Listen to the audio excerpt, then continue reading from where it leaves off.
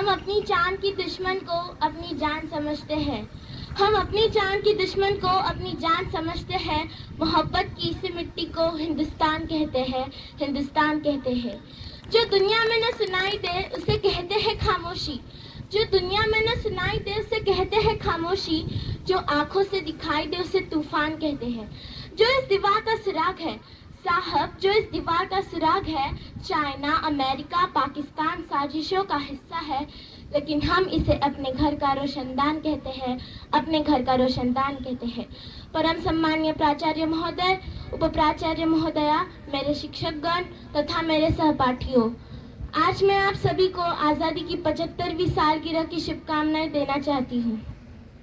आज पूरा भारतवर्ष आज़ादी का अमृत महोत्सव मना रहा है, पर क्या है आज़ादी?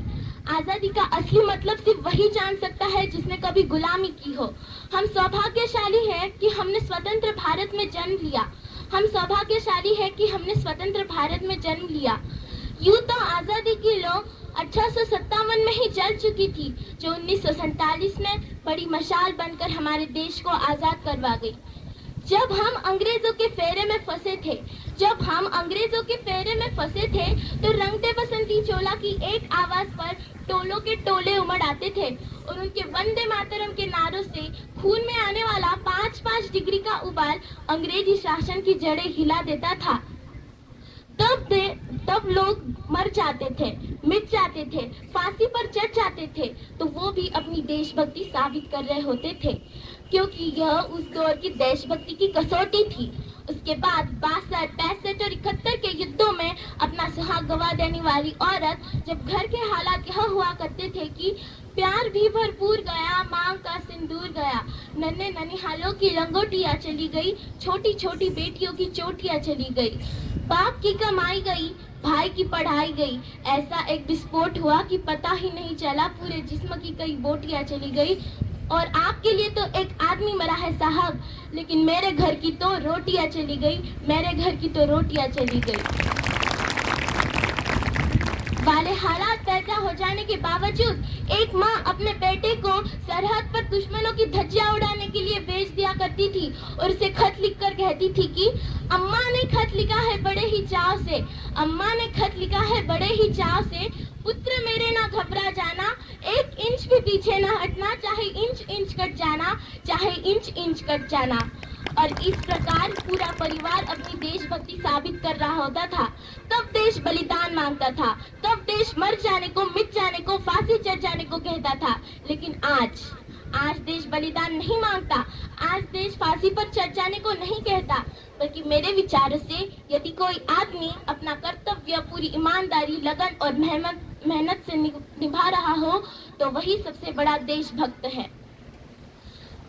देशद्रोही के जीवन में आने वाला तूफान है देशभक्ति। अपने परिवार, अपने समाज और देश के लिए समर्पण का भाव है देशभक्ति।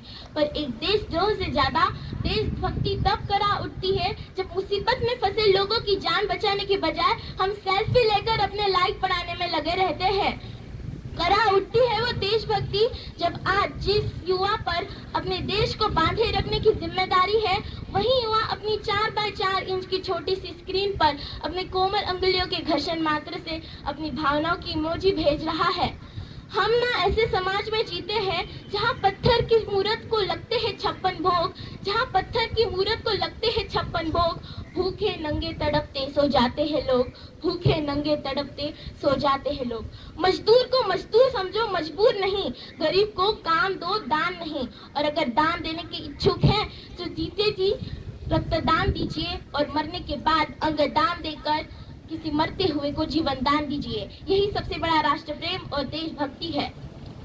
एक वैचारिक बीमारी मुझे अपने समाज में दिखाई देती है कि कहते हैं भारत दुनिया का सबसे बड़ा लोकतंत्र है, जहाँ हिंदू पैदा होते हैं, मुसलमान, सिख, ईसाई भी पैदा होते हैं, लेकिन बदकिस्मती से इंसान पैदा नहीं होते।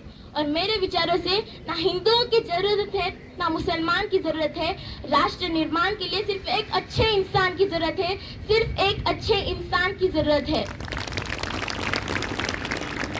एक शैक्षिक बीमारी भी मुझे अपने समाज में दिखाई देती है।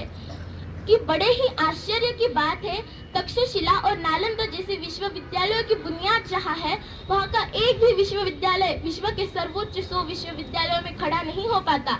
इसका कारण है हमारे देश की शैक्षिक नीति, जो सिर्फ दो प्रकार के लोगों के लिए बनती है, एक जो विद्वान है और दूसरे वो जो धनवान है।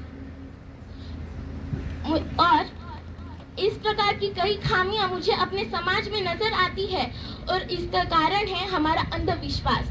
आज भी परीक्षा के पहले हमारे देश के युवा भगवान के सामने नारियल चढ़ाना नहीं भूलते। जब हमारी संस्कृति और सभ्यता को दुनिया में शीश निवाया है, तो क्यों आस्था के नाम पर हमने अंधविश्वास फैलाया है?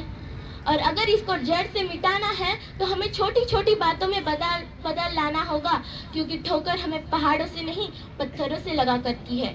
I being an Indian, I being a student, I being a symbol of this motherland feels proud to be an Indian। हम सबको मिलकर एक विकसित राष्ट्र निर्माण करना है, क्योंकि हमारे देश की जिम्मेदारी नहीं है हमें आगे ले जाने की, हमारी जिम्मेदारी है कि हम अपने देश को आगे ले जाए।